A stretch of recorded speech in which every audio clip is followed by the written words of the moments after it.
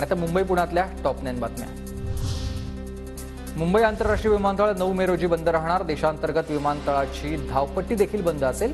पावसाळा आणि नियमित देखभालीच्या कामासाठी हा निर्णय।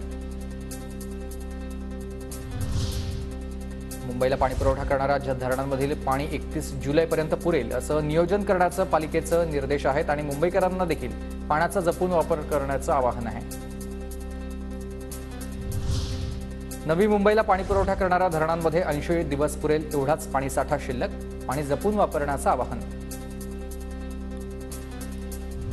मुंबईतील धोकादायक इमारतींची यादी नगरपालिकेकडून जाहीर। मुंबईमध्ये 188 इमारती धोकादायक। मालाडमध्ये सर्वाधिक धोकादायक इमारती।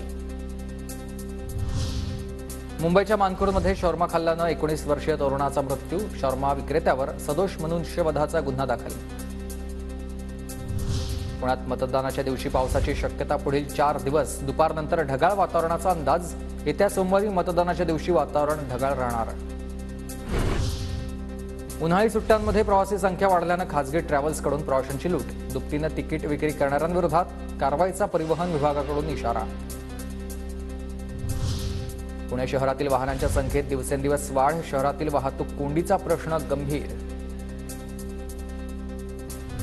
पुण्यातील रायरेश्वर मतदान केंद्रावर मतदान कर्मचाऱ्यांचा अवघड प्रवास। सर्वात उंच पठारावरून निवडणूक साहित्य घेऊन पायी खडतर प्रवास।